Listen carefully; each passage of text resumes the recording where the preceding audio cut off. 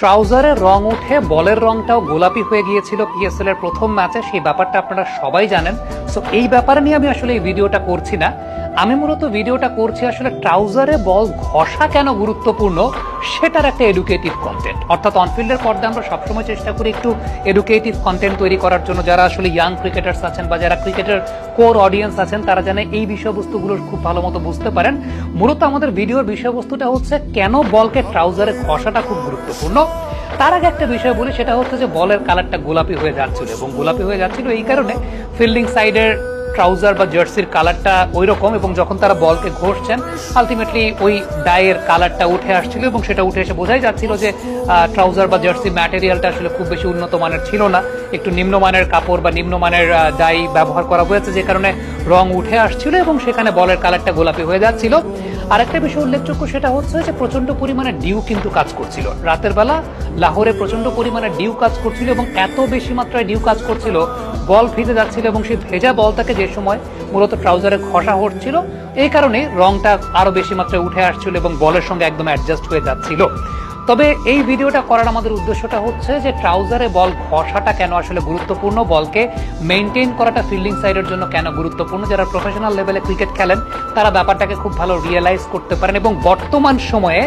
আরো ওয়ানডে ক্রিকেটের পার্সপেক্টিভ থেকে বলি, যেহেতু এখন 34 ওভারের পর থেকে একটা বল দিয়েই খেলা কন্টিনিউ হবে বা হচ্ছে এই মুহূর্তে, ওয়ানডে ফরম্যাটে রিভার্স সুইংটাকে ঠিকঠাক মতো মেনটেন করার জন্য কিন্তু এই ট্রাউজারে ঘষাঘষিটা আসলে খুব গুরুত্বপূর্ণ একটা ব্যাপার। দেখেন,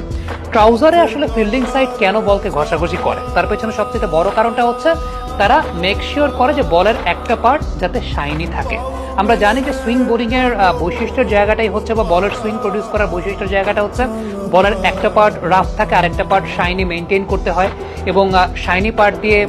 বাতাসের যে এয়ার ফ্লো সেই এয়ার ফ্লোটা বেশ ভালো স্মুথ এয়ার ফ্লো হয়, এবং আরেক পার্ট থেকে ক্যাভাটিক এয়ার ফ্লো হয়, এবং শাইনি পার্টের বিপরীত দিকে বলের ডিরেকশন মুভ করে, এবং এই মুভমেন্টের জন্যই আলটিমেটলি ফিল্ডিং সাইড যে কাজটা করার চেষ্টা করে যে বলের একটা পার্টকে ট্রাউজারে ঘষে। স্যালাইভা তো এখন ওই রকম ভাবে ব্যবহার করতে পারে না কোভিড প্রোটোকলের পর থেকে, এখন যেটা হয় যে ঘামের সঙ্গে মিক্স করে দেন ট্রাউজারে তারা ঘষাঘষি করার চেষ্টা করে, বলের একটা পার্ট শাইন রাখার চেষ্টা করে, এবং তার বিপরীত পাশে নর্মালি ন্যাচারাল বা ট্রেডিশনাল সুইং অনুযায়ী তার বিপরীত পাশে বল মুভ করে। কিন্তু রিভার্স সুইং এর ক্ষেত্রেও কিন্তু ব্যাপারটা খুব গুরুত্বপূর্ণ, কারণ রিভার্স সুইং এ বলের দুটা প্রান্তই দেখা যায় যে খুব বেশি মাত্রায় রাফ পার্ট হয়ে যায়। সো একটা পার্টকে অল্প একটু শাইন করাটা খুব গুরুত্বপূর্ণ হয়ে দাঁড়ায়, এবং সেই সময়টাতে ট্রাউজারে অনেক বেশি মাত্রায় ঘষাঘষি করতে হয় যাতে একটা পার্ট মোটামুটি লেভেলের